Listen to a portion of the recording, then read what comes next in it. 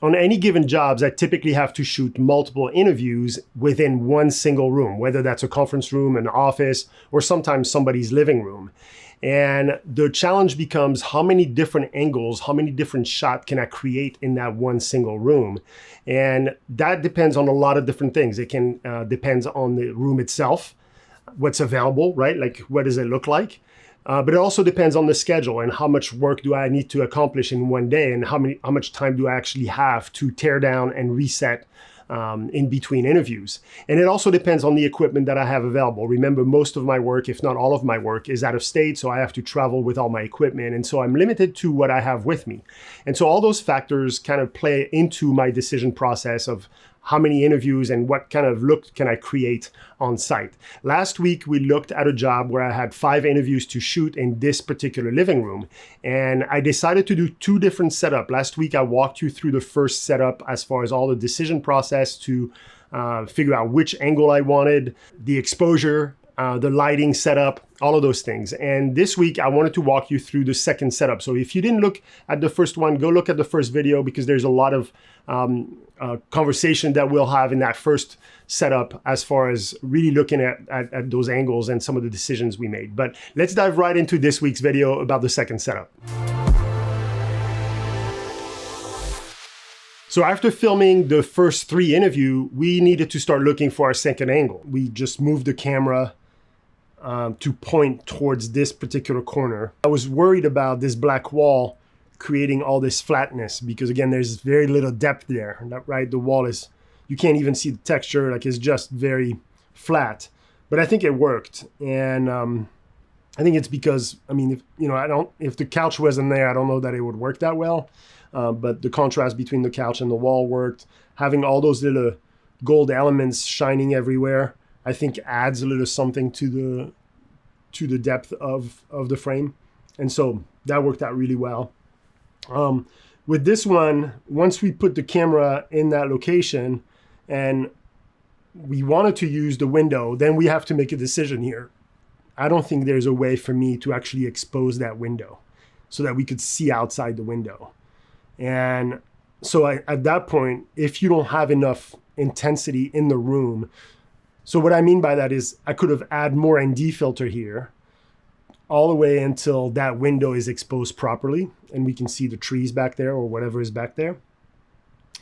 But now that means the levels in the room are really, really low. And now I need a lot of light inside to raise that to try to match the intensity of the window. And I knew right away, like, that's not happening. I don't have enough to actually do that. But there also wasn't anything very exciting outside that window. And so then the other technique is to go the other way, and you're just going to blow the window out. You're just going to let it blow out completely and embrace it. And that's what we did here. You can see a little bit of green, which is great because it tells the viewer, yep, there's something back there, and that's fine. It's not distracting. It's not, so I think for me that worked pretty well.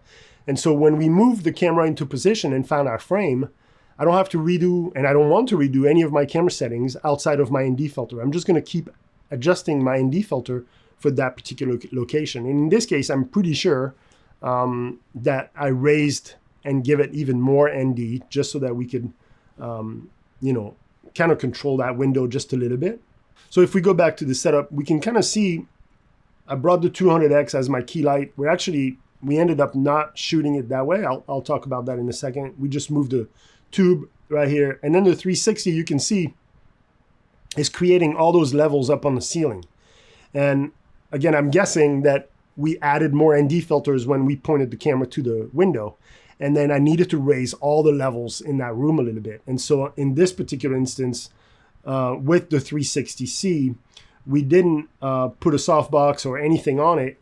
And I just have it 100% intensity splashing into the ceiling to try to raise levels in the room. And that's all I have. So that's all I can do. I don't have any other light to really raise levels. So that's it. That's my only tool I can use. And because we're not showing the ceiling, then we don't see that brighter spot. We can see it here, right? Like we can see that this black is brighter than that, right?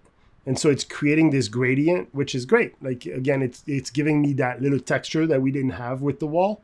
And so that looks nice. That looks natural. It also looks natural just because your brain could understand that this light is also coming from the window versus this area that's a little darker. And so again, it plays with the natural feel of the room. As far as the key light is concerned, we set it up this way before we brought our subjects in. And then we realized, man, this is way too close to them. And the light is also very close to the diffuser. And so I have a really narrow, a really small light source. And it just wasn't doing what I wanted to do. And I don't have any room to back the light away because we're literally set up in this archway, in the doorway.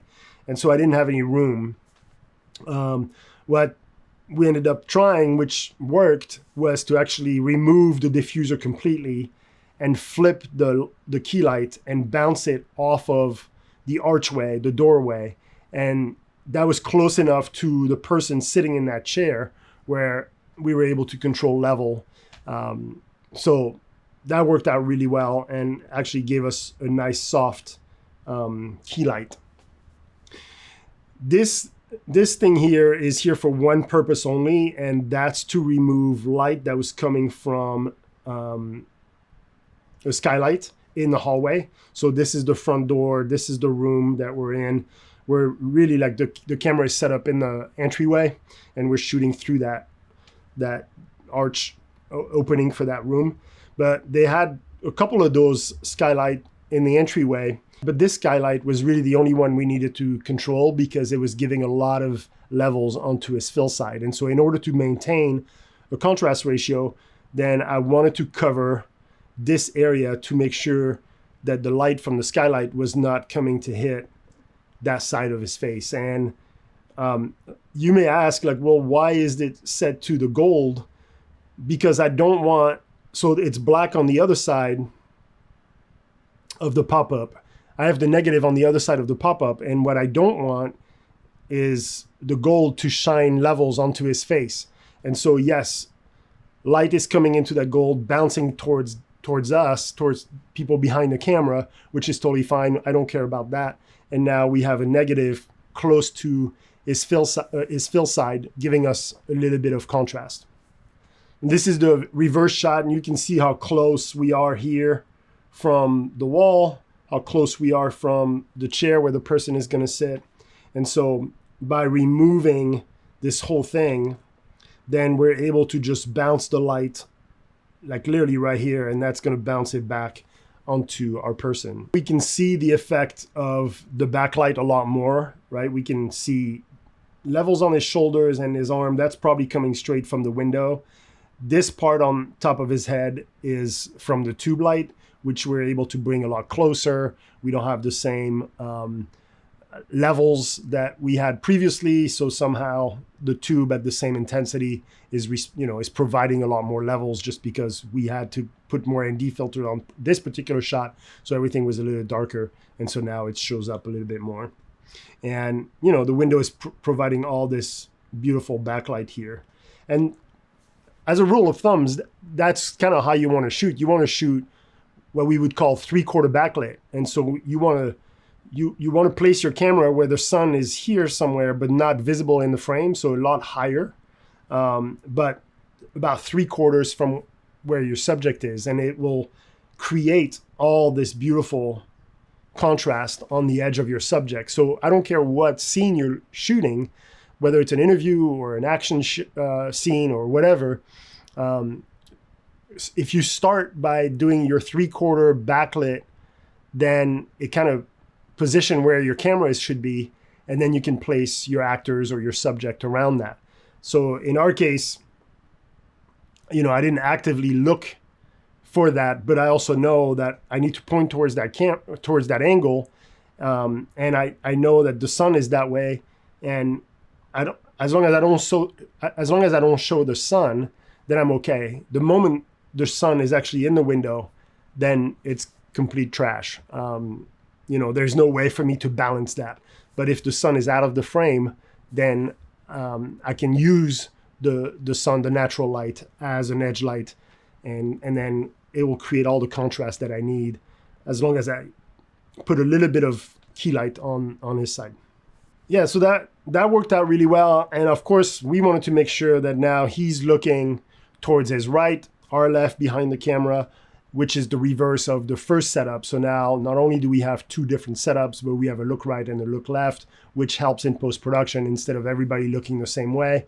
When we cut back and forth between different interviews, then there's enough of a change where it's not like that person was in the exact same spot as the previous person. So just a little trick, if you're doing multiple interviews, not only do you think about multiple setup, but always trying to do a look right and a look left, and that will give you a lot more flexibility. Hopefully this was helpful to you. Let me know in the comments how you would tackle some of those situations, or your approach to setting up into a room when you first walk into a room. What's your approach to deciding the angles and then the framing and your lighting as well. So thanks again for watching until the end. I really appreciate it. Happy filming.